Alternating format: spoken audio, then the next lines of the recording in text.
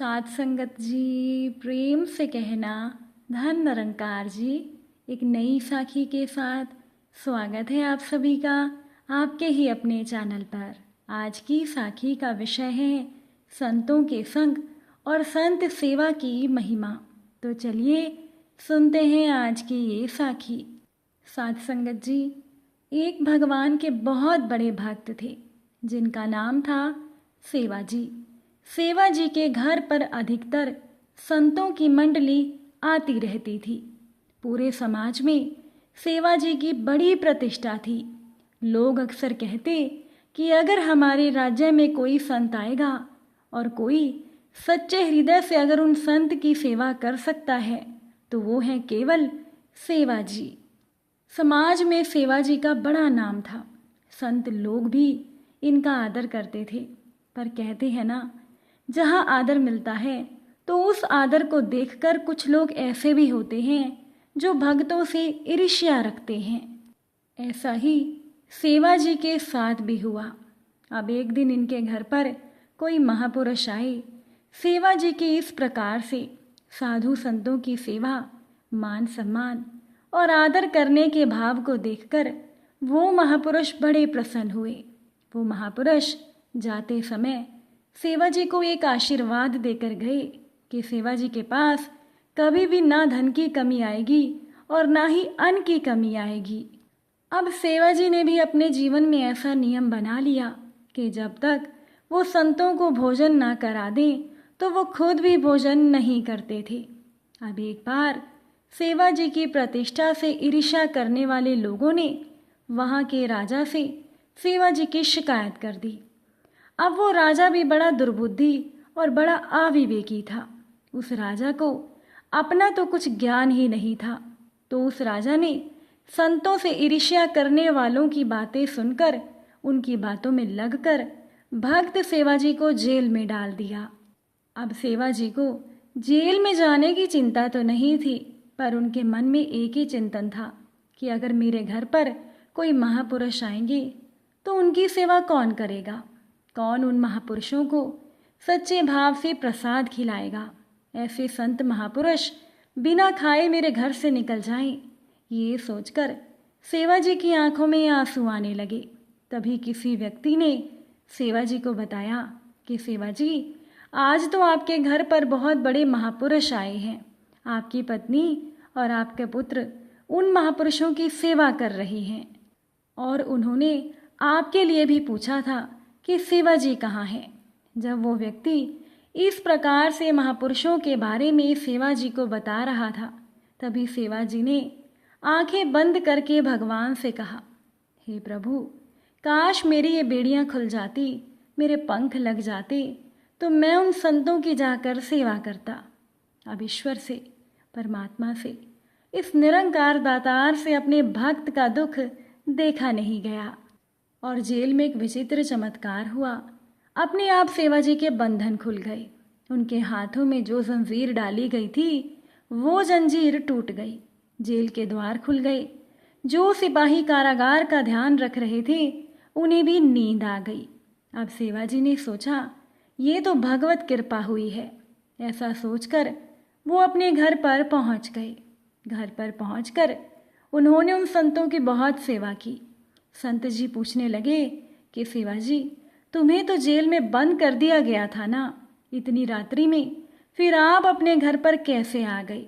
सेवा जी ने कहा, ये तो आप संतों महापुरुषों का आशीर्वाद है।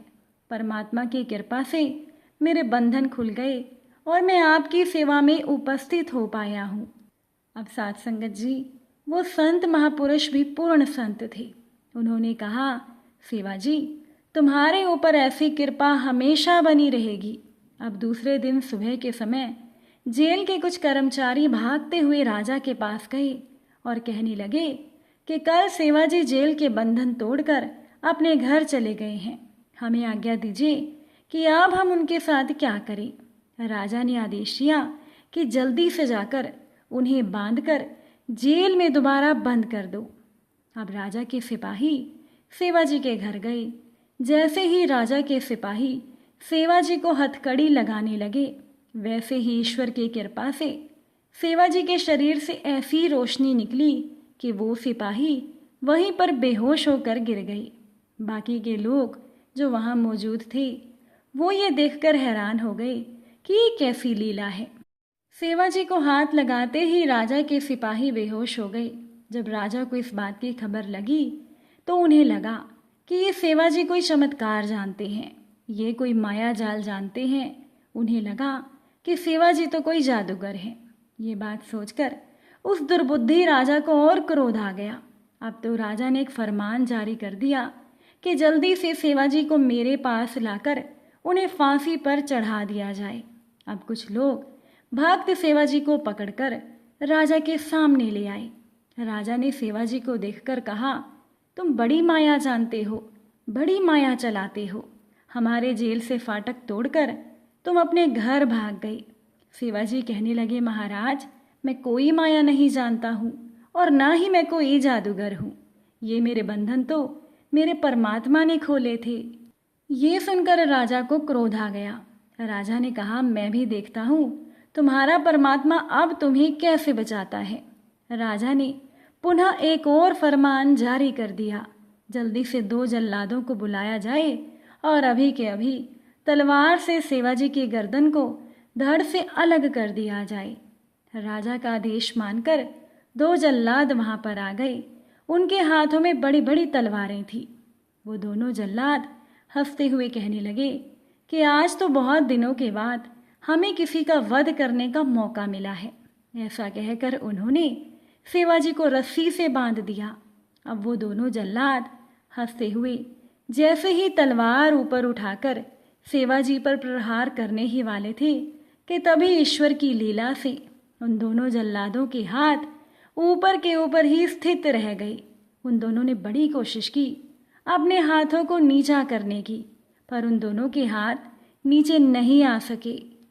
उन दोनों को देखकर ऐसा लग रहा था जैसे वो कोई 2 मूर्तियां हों और उनमें प्राण रखना बाकी हो। उन जल्लादों की ऐसी हालत हो गई थी, वो शरीर से तो कायम रहे पर उनकी प्राण क्रिया बंद हो गई। हाथ ऊपर के ऊपर ही रह गए और तलवारें अपने आप नीचे गिर गई। सब लोग हैरान हो गए कि इन जल्लादों को क्या हो गया और ये क्या हो रहा है। ये तो सेवाजी को मारने वाले थे और इनके हाथों से तो तलवारें खुद ही छूट गईं। अब तो राजा ने भी विचार किया कि ये कोई माया नहीं, ये तो ईश्वर की कृपा ही हो सकती है। ऐसा सोचकर राजा अपने सिंहासन से उठा, सेवाजी के चरणों में आकर गिर गया। कहने लगा, भक्तराज मुझे माफ करें। अब सेवाजी ने राजा को उठाकर अपने हृदय से लगा लिया। सेवाजी कहने लगे, राजन ये तुम्हारा अपराध नहीं है, तुम तो अपने विवेक से चलते ही नहीं हो। तुम्हारे गुरु ने भी तुम्हें समझाया कि संत सेवा किया करो, पर तुम्हारी तो संत सेवा में रुचि ही नहीं है। भगवान के प्रति तो तुम्हारी आस्था ही नहीं है, इसीलिए भगवान ने आज ये कृपा करके तुम्हें अपनी लीला दिखाई है। आज के बाद किसी संत को परेशान मत करना और संतों की सेवा करना। वो राजा हाथ जोड़कर कहने लगा, हे भक्तराज मुझे माफ करे, आज के बाद मैं किसी भी संत का विरोध नहीं करूँगा और अपने राज्य में संतों की सेवा भी करूँगा। राजा की बातें सुनकर सेवाजी राजा को आशीर्वाद देकर अपने घर आ गई। अब राजा मन ही मन सोचने लगा कि मैंने बिना कारण ही इन संतों से बैर लिया था। अब मुझे जिन लोगों ने सेवाजी के विषय में भड़काया था, अब मैं उन्हें सजा दूंगा। राजा ने ऐसा सोचकर आदेश दिया कि जो लोग हमारे राज्य में संतों से बैर भाव रखते हैं, जिन्होंने ईर्ष्यावश सेवाजी की शिकायत की थी, उन्हें मेरे पास लाया जाए। अब राजा के सैनिक निकल गए उन लोगों की खोज में। जो लोग भक्त सेवाजी और अन्य संतों से ईर्ष्या भाव रखते थे, उन सभी को पकड़कर राजा के पास लाया गया। राजा ने आदेश दिया कि अभी के अभी इन्हें मृत्यु दंड दिया जाए। अभी राजा का आदेश इस प्रकार हुआ ही था कि तभी सेवाजी पुनः राजा के पास लौट आए और कहने लगे, राजन ये तुम क्या कर रहे हो? राजा ने कहा, हे भक्तराज, इन लोगों ने ईर्ष्यावश आपको दुख दिया, इनके कारण ही मैंने आपको जेल में बंद किया था। अब मैं इनकी जीवन लीला समाप्त कर देता हूँ। सेवाजी ने कहा, राजन ये अपराध करने की क्या ज़रूरत है? इन्हें तो परमात्मा अपने समय पर खुद ही दंड दे देंगे। तुम मेरी आज्ञा से इन्हें माफ़ कर दो। जब सेवाजी ने राजा से उन लोगों के लिए क्षमा मांगी, तब वो ईर्ष्यालु लोग अपने प्राणों का दान प्राप्त करके शिवाजी के चरणों में गिर गए। कहने लगे, हे भक्तराज, हमें माफ़ कर दीजिए। अज्ञानवश हमने आपसे भेदभाव रखा है, हमें माफ़ करिए। तब भक्त सेवाजी कहने लगे, इस पाप का प्रायश्चित तो आप लोगों को तभी मिल पाएगा जब आप लोग सच्चे हृदय से भगवान की सेवा करोगे, संतों की सेवा करोगे। ऐसा सुनकर वो सभी कहने लगे, हे भक्तराज, हम आपकी आज्ञा के अनुसार अपने जीवन को चलाएंगे। और इस प्रकार से अब तो शिवाजी का पूरा राज्य ही भक्ति में बंध गया। वो राजा जो कभी परमात्मा को मानता नहीं था, उस राजा ने भी अपने राज्य में कई मंदिर बनवाए और संतों की बहुत सेवा की। जो ईर्ष्यालु लोग संतों से बैर भाव रखते थे, वो भी अब संतों की सेवा करने लगे। साथ संगत जी, देखिए कितना अद्भुत होता है ये संतों का संग। जो भी संतों के शरण में आ जाता है, संत उन्हें भी संत बना देते हैं। भक्त सेवाजी जैसे महापुरुष तो अन्य साधारण लोगों को भी अपने जैसे भगवत भक्त बना देते हैं।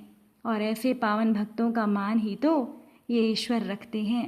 तभी तो भक्त सेवाजी के बंधनों को भगवान ने खुद तोड़ दिया था। जब भक्त के ऊपर मुसीबत आई तो परमात्मा ने उन जल्लादों के हाथ ऊपर ही स्थित कर दिए। ऐसे दयालु ही होते हैं परमात्मा, ये निरंकार दातार, जो हर मुश्किल में अपने भक्तों के सहायक बन जाते हैं। आप सभी को अगर आज की ये साखी अच्छी लगी हो तो वीडियो को लाइक और शेयर ज़रूर कीजिएगा। आप सभी से फिर मुलाकात होगी एक नई साखी के साथ। साथ संगत जी, प्यार से कहना, धन निरंकार जी।